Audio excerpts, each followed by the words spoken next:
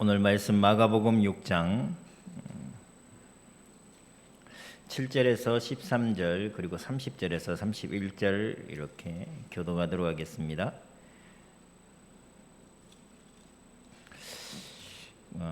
교독하겠습니다. 12제자를 부르사 둘씩 보내시며 더러운 귀신을 제어하는 권능을 주시고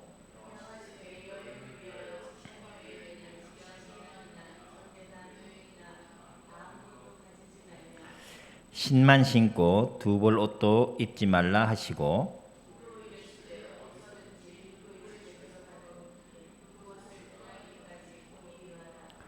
어느 곳에서든지 너희를 영접하지 아니하고 너희 말을 듣지도 아니하거든 거기서 나갈 때에 발 아래 먼지를 털어버려 그들에게 증거를 삼으라 하시니 많은 귀신을 쫓아내며 많은 병자에게 기름을 발라 고치더라.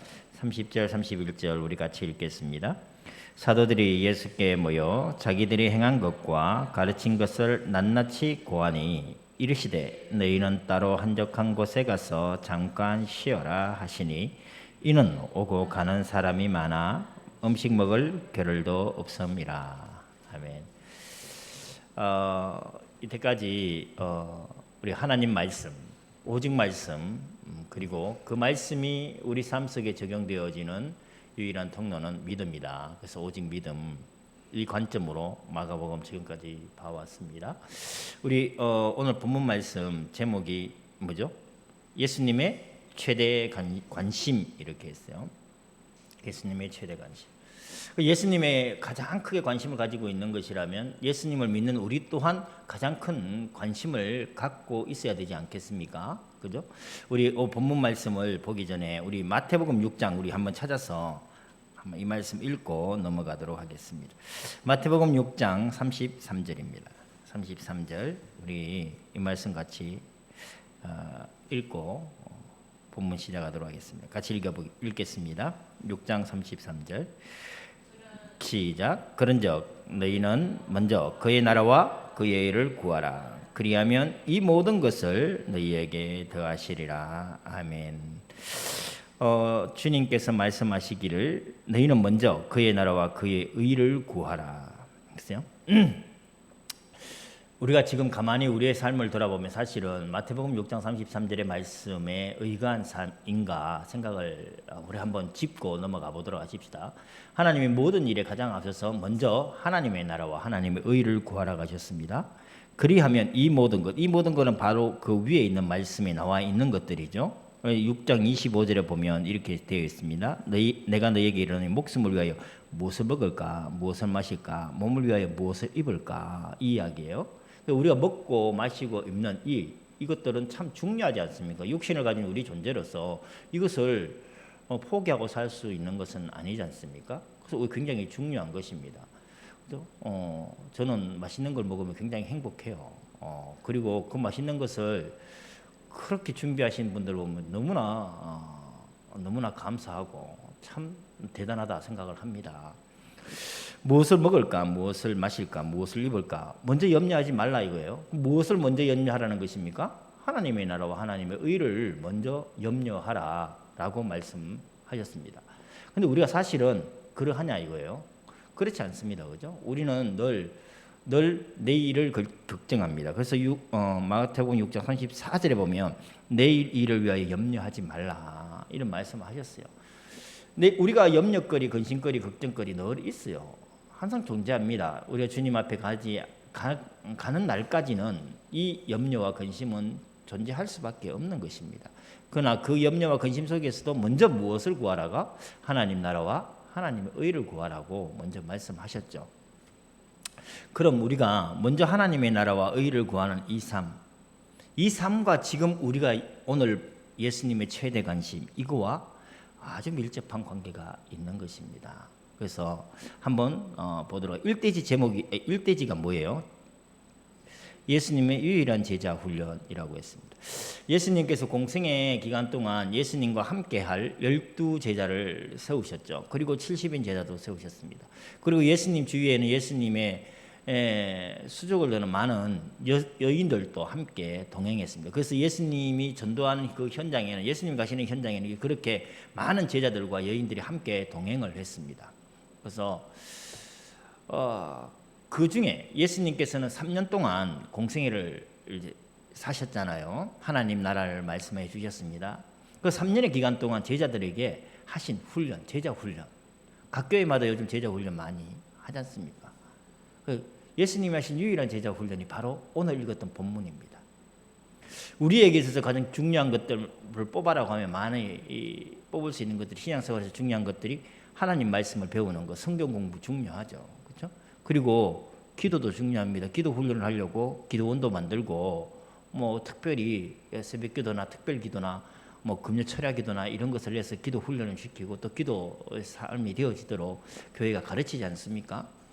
말씀을 가르치고 기도를 가르칩니다. 그리고 찬양도 훈련시킵니다. 예배도 가르칩니다. 여러 가지 일들을 합니다. 교회가. 그런데 예수님이 공생애 동안 하셨던 제자 훈련, 그 많은 것들 중에 단 한 가지 실행에 옮기신 게 있습니다. 그게 오늘 본문이라는 겁니다. 그러니까 이것이 엄청 중요한 것이죠. 하나님의 나라와 하나님의 의를 먼저 구하는 삶인데, 그 구하는 삶을 살아가기 위해서 예수님은 12제자와 70인 제자들을 훈련을 시켰어요. 그 훈련이 기도 훈련이 아니고 말씀 훈련이 아니었어요. 찬양 훈련이 아니었다고요. 그 훈련은 전도 훈련이었습니다. 그러니까 우리가 전도에 대해서 바로 알고, 예수님은 바로 이것을 가장 관심 있게 보셨다.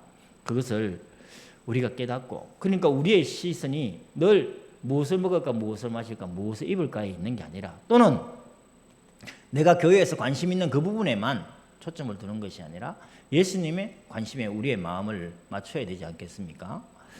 그것이 지극히 당연하다고 생각되어집니다. 그래서 먼저, 그럼 왜 예수님은 공생의 기간 동안 전도에 관해서 훈련을 시키시고 제자를 파송하시고 이러한 제자 훈련을 하셨는가? 첫 번째, 전도의 당위성입니다. 성경을 요약하면, 구약과 신약을 요약하면 한 말씀으로 요약되어진다고 모든 학자들이 하는 말이 뭐냐면 요한복음 3장 16절입니다. 요한복음 3장 16절. 하나님이 세상을 이처럼 사랑하사 독생자를 주셨으니 이는 그를 믿는 자마다 멸망하지 않고 영생을 얻게 하려 하심이라. 그러니까 천지 창조 이후 인간이 하나님을 떠나서 타락한 이후에 하나님께서는 오직 하나 성경에 무엇을 기록하고 있느냐 하면 바로 구원의 길을 얘기하고 있는 것입니다. 그래서 창세기 3장 15절에서 아담이 타락하고 나서 바로 주신 메시지가 여인의 후손에 관한 말씀이었습니다. 하나님은 타락한 우리 인류를 버려두지 아니하시고 다시 구원코자 계획하셨어요. 그 시작이 여인의 후손입니다. 그리고 그 모든 그 이후에 나오는 말씀들은 다 구원에 관계된 이야기예요. 우리가 어떻게 하면 구원의 길을 걸을 수 있는가? 우리가 어떻게 하면 구원을 받을 수 있는가? 이 일에 대하여 하나님은 구원의 길을 제시해 주셨고, 그 구원의 길의 실체 되신 분이 이 땅에 오셨어요. 그 이름이 예수이십니다. 예수란 히브리어로 그 말의 뜻이 구원자라는 뜻 아닙니까? 우리가 자식에게 이름을 붙일 때도 그 이름을 굉장히 신경을 써서 합니다. 그죠? 우리 지난주 김춘수 시인의 시라는 걸 잠깐 봤었는데 그 이름이란 그 존재를 의미하는 것입니다.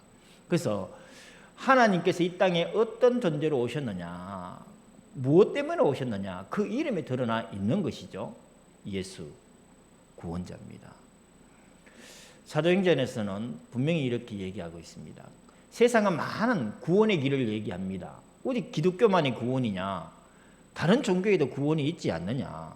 불교에도 있고 무속인들도 구원을 얘기하지 않습니까? 저 이슬람도 구원을 합니다. 세상의 많은 민족들이 각 민족마다 자기의 신을 만들고 자기의 종교를 만들어 섬겨요. 거기에서 다 구원의 길을 얘기합니다. 그런데 성경은 천하 인간의 구원 얻을 만한 다른 이름을 우리에게 주신 적이 없다라고 말씀을 하시는 겁니다. 예수만이 우리의 구원자 되십니다. 그죠?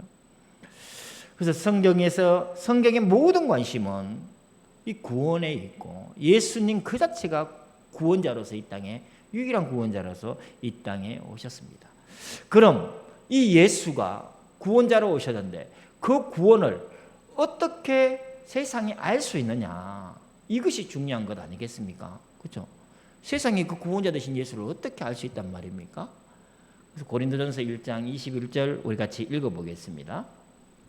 같이 읽겠습니다. 시작. 하나님의 지혜에 있어서는 이 세상이 자기 지혜로 하나님을 알지 못하므로 하나님께서 전도에 미련한 것으로 믿는 자들을 구원하시기를 기뻐하셨도다. 아멘. 아멘. 모든 성경은 구원을 얘기하고 있고 구원의 실제 대신 예수님이 이 땅에 오셨어요. 그런데 세상이 그 지혜로, 세상의 지혜로는 구원자 되신 예수를 알 수가 없습니다. 오히려 구원자 되신 예수를 배척했습니다. 오히려 구원자 되신 예수를 십자가에 못 박았습니다. 지금 이 시대는 예수 말고 다른 구원의 길을 많이 얘기하고 있습니다. 또 지금 이 시대는 신은 없다라고까지 신을 대적하는 시대입니다. 이렇게 세상의 지혜로는 구원자 되신 예수님, 하나님을 알 수가 없어요. 그래서 어떻게 하신다고요? 전도에 미련한 것으로. 세상은 이 전도를 미련하게 보는 거예요. 이 전도에 미련한 것으로 믿는 자들을 구원하시기를 하나님이 기뻐하신다. 하나님의 뜻이 여기에 있는 겁니다.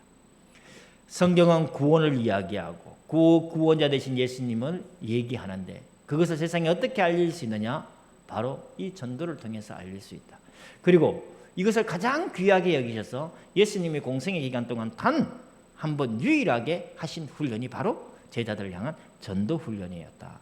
우리 이것을 잊어버리지 마시기 바랍니다. 마가복음 3장 우리 13절에서 15절 우리가 봤었습니다. 주님께서 산에 오르셔서 자기들이 원하시는 자들을 부르셨다 했어요. 그리고 12를 세우셨다고 하셨습니다. 왜 부르셨느냐? 첫째는 그들과 함께 있기 위함이라 하셨어요. 둘째는 전도도 하며 그랬어요. 귀신을 내어쫓는 권세를 주시고자 12제자를 불렀다고 했습니다. 즉 주님이 이 세상에 구원을 위하여 오셨고 그 구원자를 증거하기 위하여 제자를 세우셨다는 것입니다.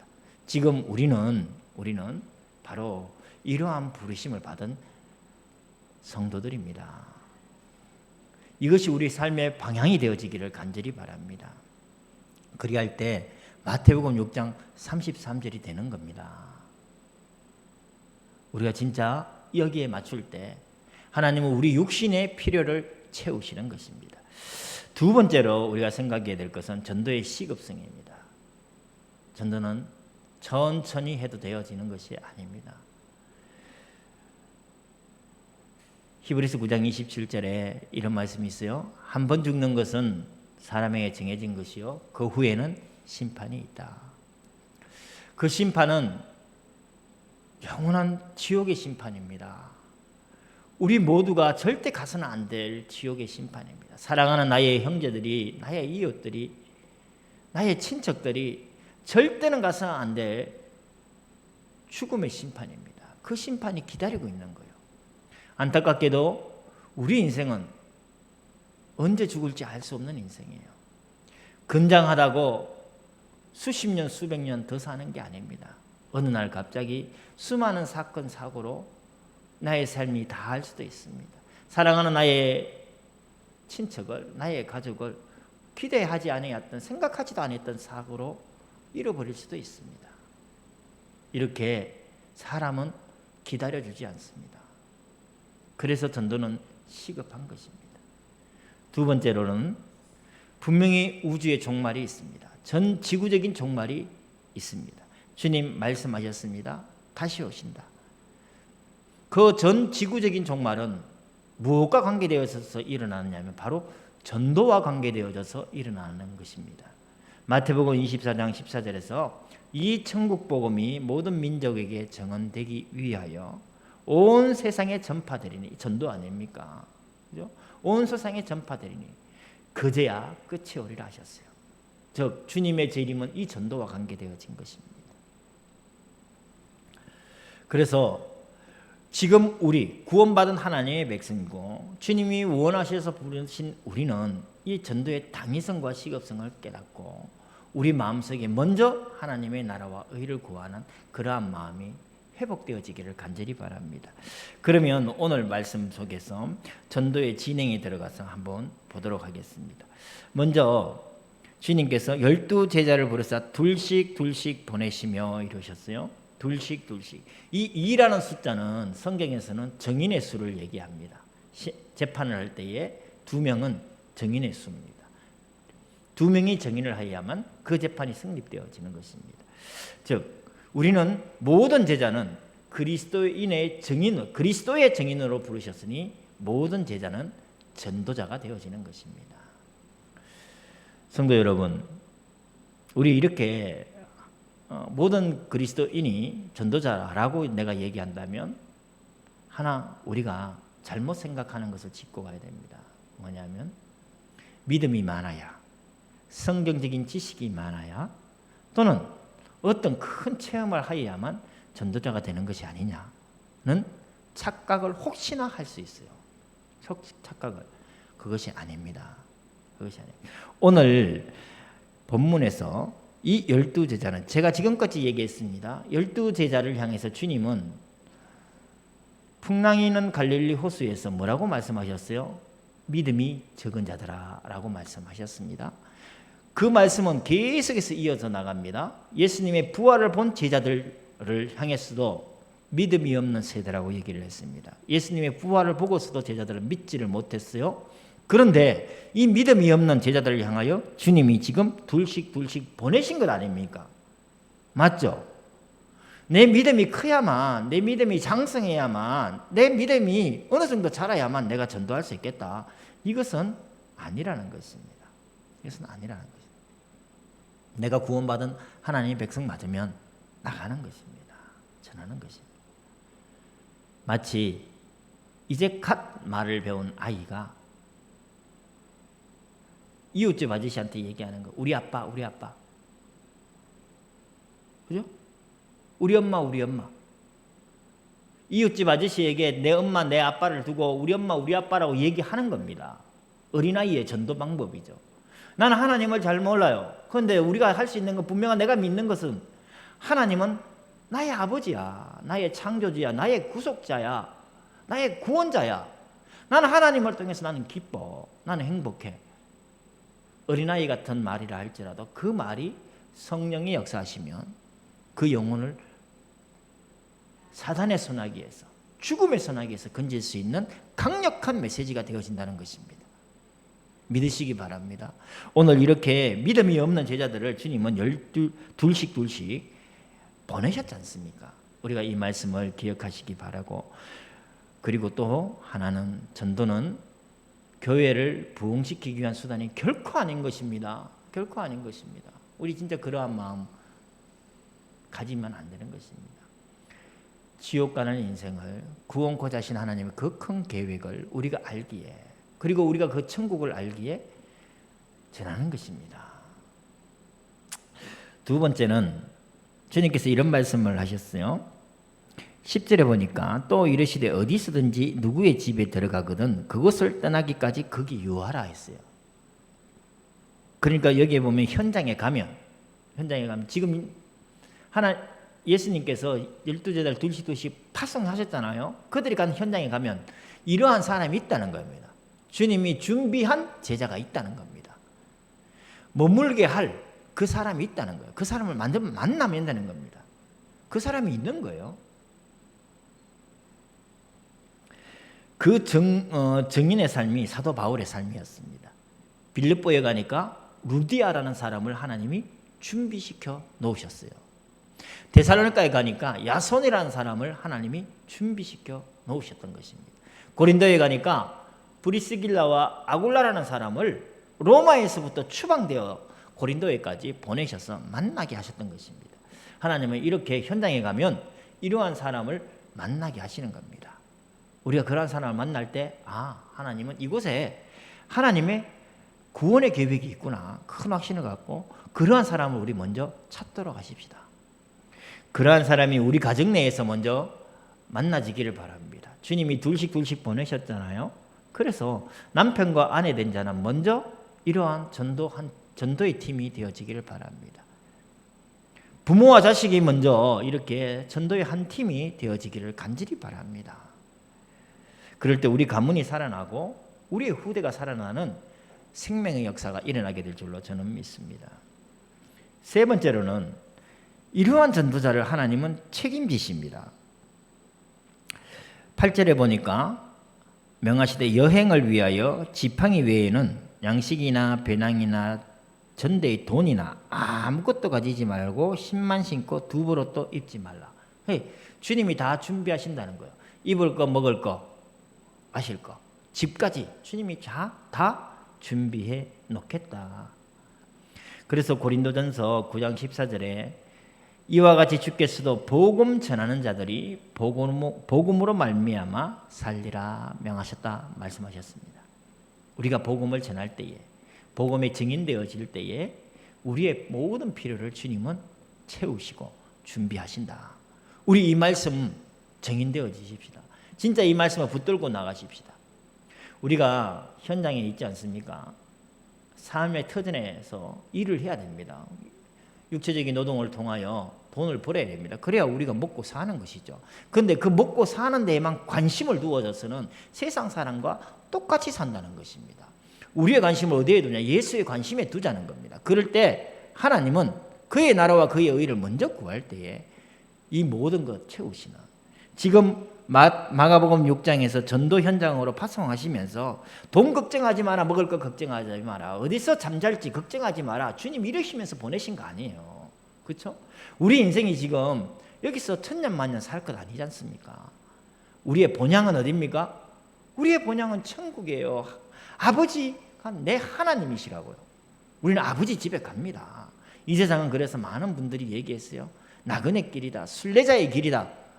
그 나그네 길, 순례자의 길에 주님은 뭐라고 말씀하셨냐? 다 준비해놨다는 겁니다.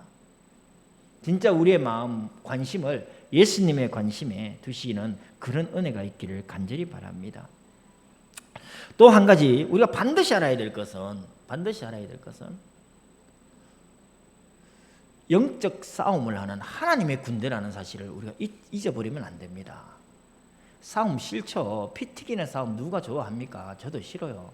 간혹 UFC나 이런 격투기를 보면서 피 흘리는 것을 보면서 쾌감을 느끼고 하는 아주 제약된 마음이 본성이 있긴 하지만 그러나 사람을 죽이고 하는 것들을 누가 좋아하겠습니까?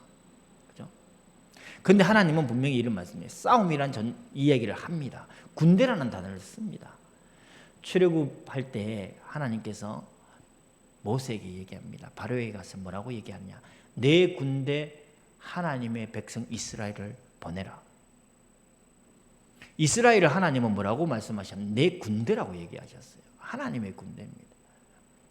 이것을 신약에서도 사도 바울을 통해 하나님이 뭐라고 말씀하셨냐면 우리는 병사로 부름받은 자다라고 말씀하셨어요.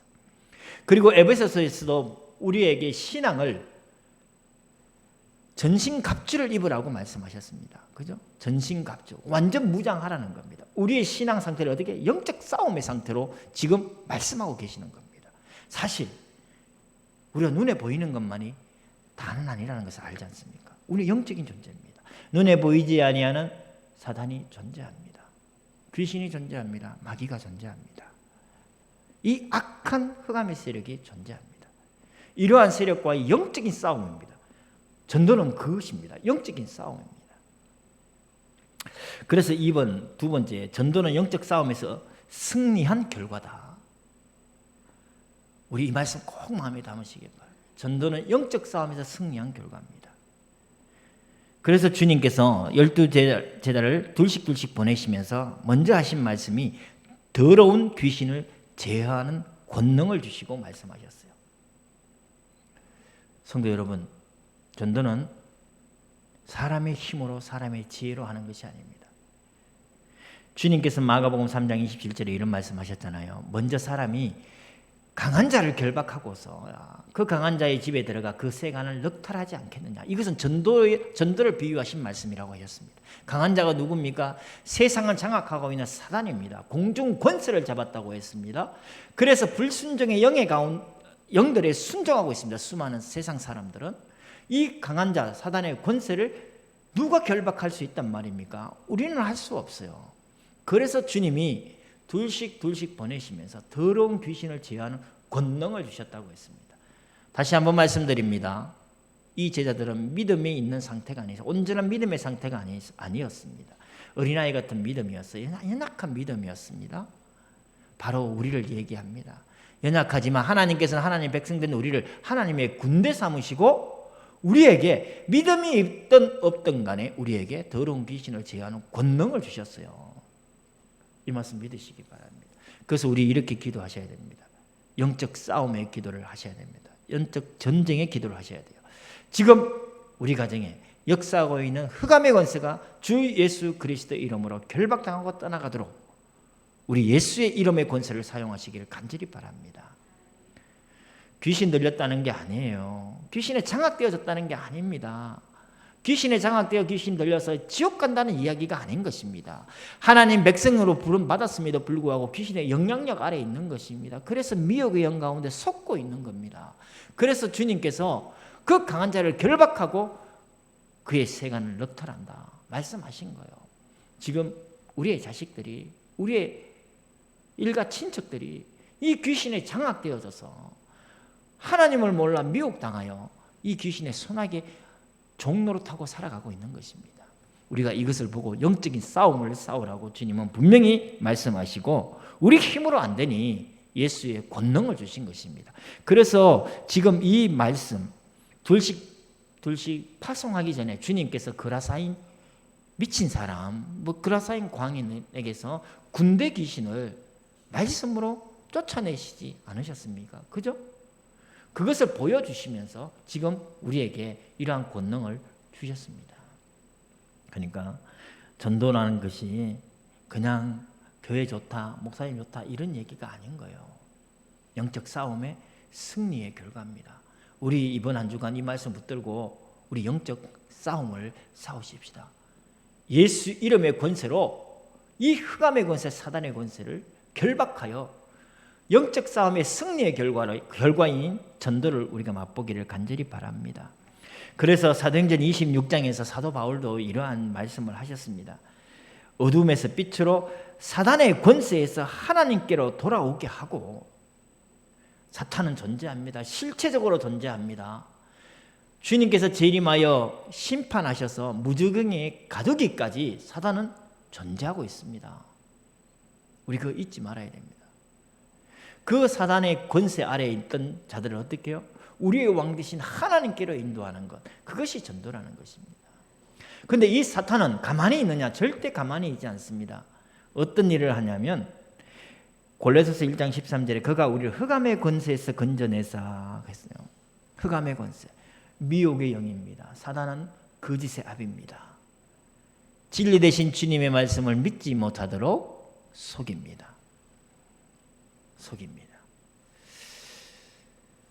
사람들이 이런 말을 합니다. 사기꾼은요 100% 거짓말을 하는 게 아닙니다. 사람들이 하는 말이 있어요. 제가 그 말에 공감을 합니다. 98%의 진실을 얘기합니다.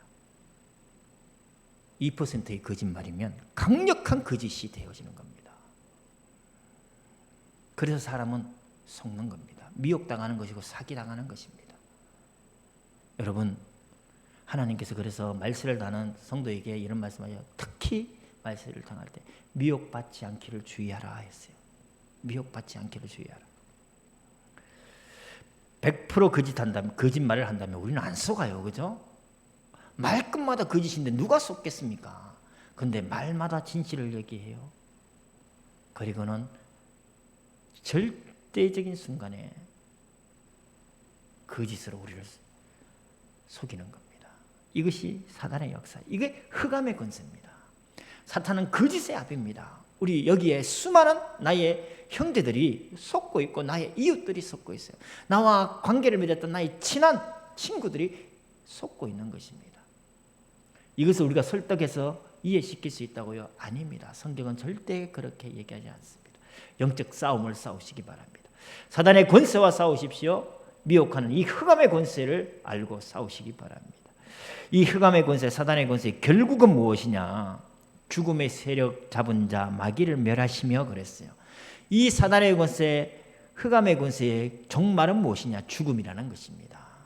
죽음이야. 영원한 죽음입니다. 이 세상에서 육신의 죽음만이 죽음이 아니라 저 영원한 죽음, 지옥의 죽음이 있는 것입니다. 불못불의 삶이 있는 것입니다. 죽음이 있는 것입니다.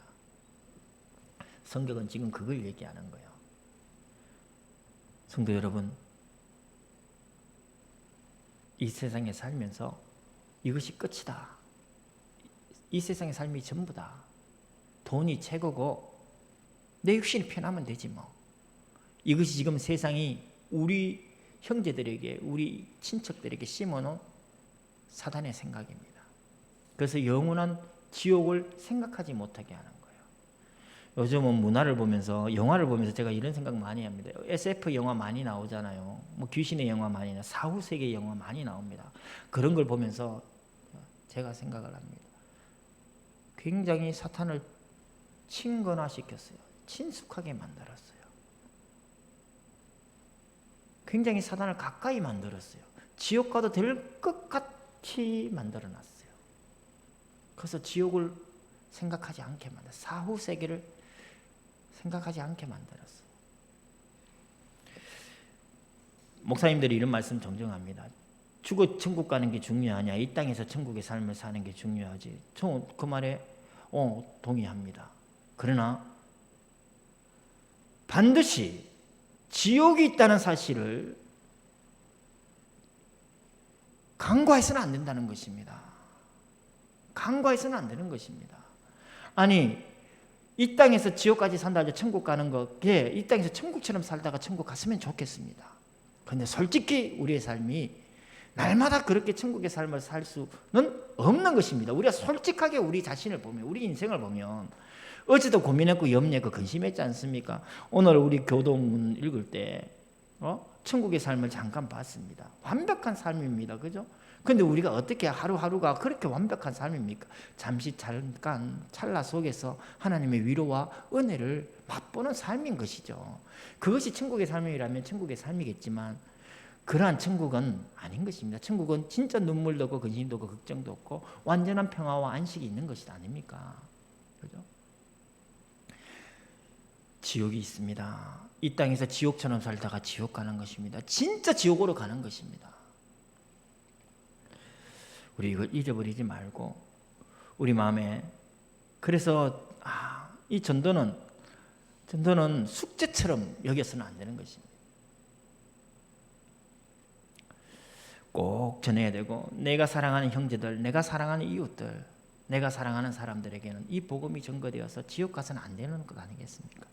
제가 이러한 마음을 다시 한번 결단하며 하나님께 기도하는 마음으로 적어도 나를 아는 사람들에게는 이 복음을 전해야 되는 것이 내 신앙의 양심 아니냐, 이런 생각을 갖게 되었습니다.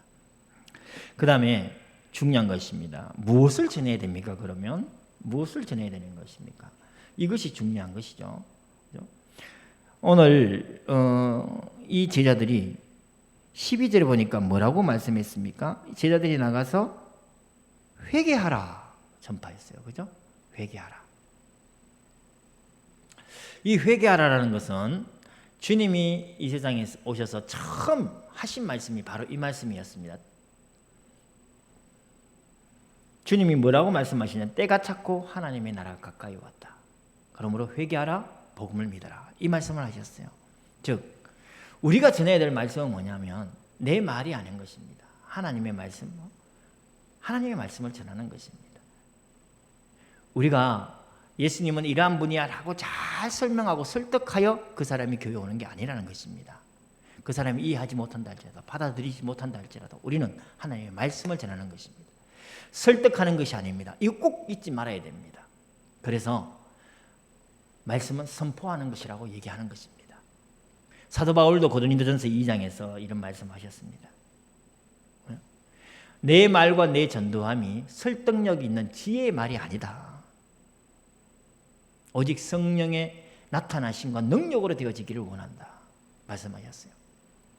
우리가 사단의 권세를 어떻게 내 힘으로 꺾을 수 있겠습니까? 내 지혜로 어떻게 꺾을 수 있겠어요?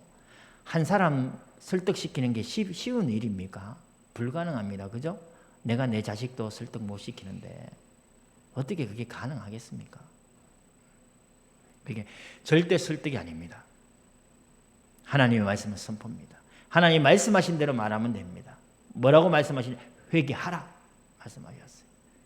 근데 이 시대는 회개를 말할 수가 없어요. 왜? 자기가 잘났다고 얘기하는데 회개하라는 말은 내가 뭔가 잘못되어졌다는 것을 인정하는 것 아니겠습니까? 그런데 주님은 말씀하셨어요. 회개하라. 우리가 전해야 될 말씀은 바로 말씀만 전하는 것입니다. 그런데 지금 이 마가복음 6장에서 전했던 이 회개하라와 이 제자들이 온전히 예수님을 깨닫고 이 복음을 깨달은 시점이 언제냐면 사도행전 2장에 사건이 벌어지고 났어야 완전한 믿음으로 회복되어졌습니다. 그게 바로 오순절 성령 역사죠. 오순절날 성령을 받고 났어야 베드로가 깨달았습니다. 완전히 깨달았어요. 그래서 성령 받고 난 베드로가 성경을 들어서 예수가 그리스도의 심을 선포하는 것입니다. 오순절날 마가다락방에서 성령의 역사가 일어나니 수많은 유대인들이 6월절이지 않습니까? 수많은 유대인들이 이렇게 왔어요. 모여들었어요. 모여들어서 얘기를 들었어요. 그 막 비난하면 어떤 사람은 술이 취했다라고도 얘기를 합니다. 그때 이 베드로는 장황하게 설교를 해요. 그 설교를 하면서 무엇을 얘기했냐? 우리 한번 띄워주시기 바랍니다. 사도행전 2장 32절 같이 한번 읽어보겠습니다. 사도행전 2장 32절 시작. 이 예수를 하나님이 살리신지라 우리가 다 이 일의 증인으로다. 제가 그 전체를 다 할 수는 없어서 요 말만 했습니다. 뭐냐? 너희들이 십자가에 못 박고 너희들이 죽인 이 예수가 다시 부활하셨다. 우리는 이 일의 증인이다. 즉 오순절 성령의 역사를 체험한 이 제자들은 메시지가 무엇으로 바뀌었느냐? 예수의 죽으심과 부활의 증인으로 바뀌었어요. 성도 여러분, 그래서 우리는 그리스도의 증인인 것입니다. 간절히 바랍니다. 내가 진짜 예수님의 죽으심과 부활을 믿고 하나님의 백성 되어졌다면 우리가 전해야 될 이야기는 딱 하나예요. 예수님은 나를 위하여 죽으셨다. 예수님은 당신을 위하여 죽으셨다. 당신을 천국 백성 만들기 위하여 죽으셨다. 그리고 그분은 그 죽음에서 부활하셔서 우리에게 영생을 소망하게 하셨다. 나는 이것을 믿는다. 우리 이 말만 전하면 돼요. 진짜 이 말만 전하면 돼요. 예수의 죽으심과 그 부활에 대한 증인으로 우리가 이 말을 전할 때, 이 증인이 되어질 때 성령께서는 사도행전적인 역사를 우리의 삶을 통하여 일으켜 주시리라 저는 믿습니다. 우리 교회가 그러한 교회 되어지기를 간절히 바랍니다. 그래서 예수의 죽으심과 부활의 증인으로서의 전도가 되어져야지 내 간증을 포장하면 안 되는 것입니다. 성령이 우리가 믿음 생활을 할 때, 기도할 때 성령이 우리 속에 역사하셔서 불가항력적인 은혜를 입히셔서 기적적인 이적을 우리가 체험할 수도 있습니다. 그죠? 그러나 그것이 우리의 자랑이 되어져서 전도에 사용되어져서는 안 되는 것입니다. 무슨 말씀인지 아시겠죠? 체험하지 말라는 것이 아닙니다. 증인으로 쓰자는 것입니다. 증인으로 쓰자는 거예요. 내 간증을 자랑 삼아 하지 말자는 것입니다. 그래서 이 간증이 자랑이 되어지지 않도록 증인이 되어지는 그러한 간증이 되어질 수 있도록 우리가 지혜를 갖고 살아야 될 것입니다. 그래서 교회를 자랑하거나 우리 교회 좋아, 우리 교회 사랑이 넘쳐, 우리 교회 뭐가 이런 게 좋아, 교회 자랑이나 우리 목사님 좋아, 우리 교회 말씀 좋아, 뭐 이러면서 교회를 데리고 오려고 합니다. 물론 아닌 것보다는 낫겠지만 진짜 전도는 뭐요? 예수의 죽으심과 부활의 증인입니다. 우리 그 말을 전해야 돼요. 꼭 마음에 담으시기 바랍니다. 예수의 죽으심과 부활의 증인, 그것이 우리가 전해야 될 유일한 메시지인 것입니다.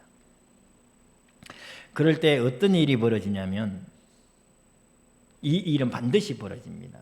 영육간에 회복되어집니다. 13절에 보니까 많은 귀신을 쫓아내며 많은 병자에게 기름을 발라 고치더라 했어요.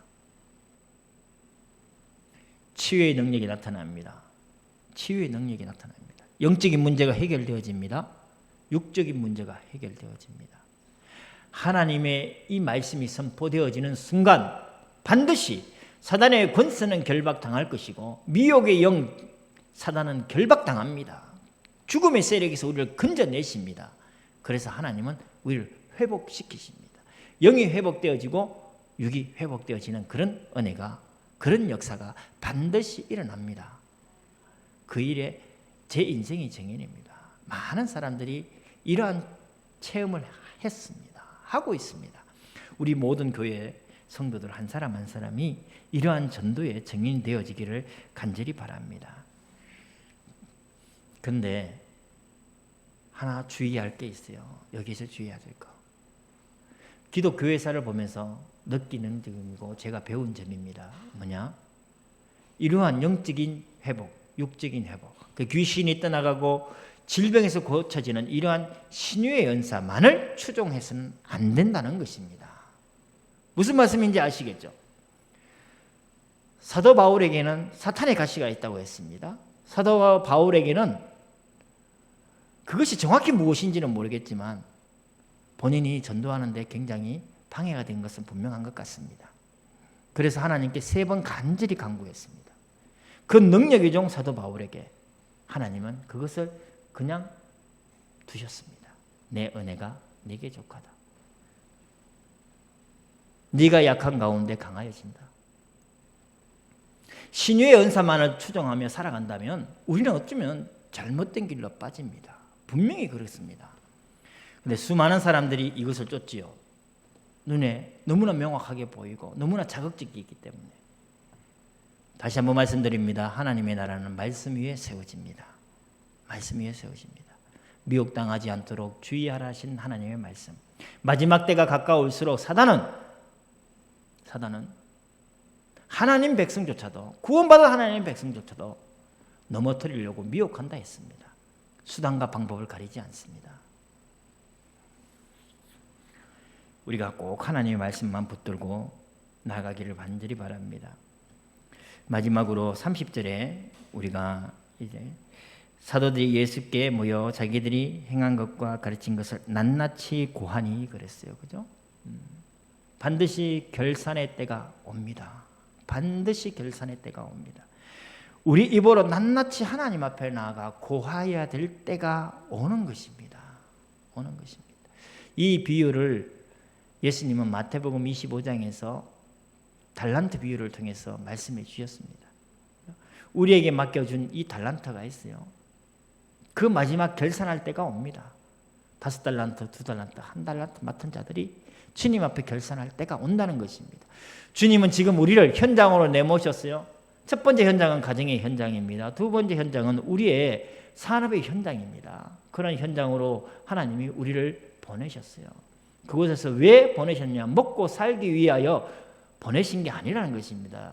우리 주님의 최대 관심에 마음을 두고 어떻게 하면 저 영혼을 살릴까? 하나님께서는 그것을 위하여 보내셨습니다. 그때 우리가 그 현장에서 전도자의 삶을 살 때에 하나님께 반드시 낱낱이 고하여야 될 그때가 온다. 우리 그때에 주님 앞에 돌아와서 하나님, 주님의 이름으로 귀신들도 굴복하고 항복하더이다. 주님의 이름으로 많은 질병이 치유되어졌습니다. 고백하는 그러한 삶을 우리가 살아야 되지 않겠습니까? 다니엘서 12장 3절 우리 띄워주세요. 같이 한번 읽어보겠습니다. 시작.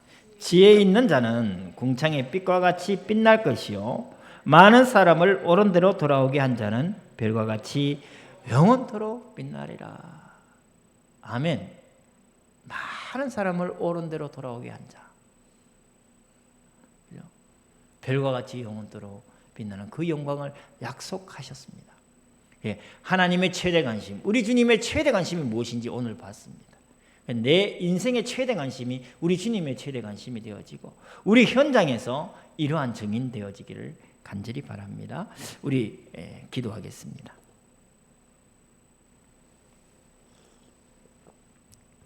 하나님, 오늘 우리에게 하나님의 뜻을 깨닫도록 말씀하여 주셔서 감사드립니다.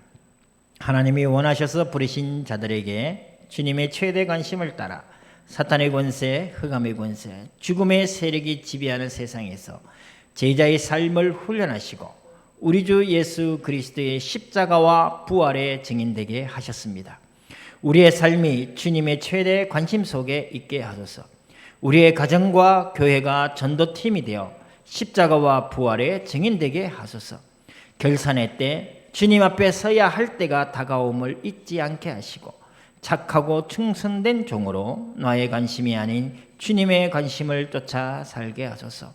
우리 주 예수 그리스도의 이름으로 기도합니다. 아멘.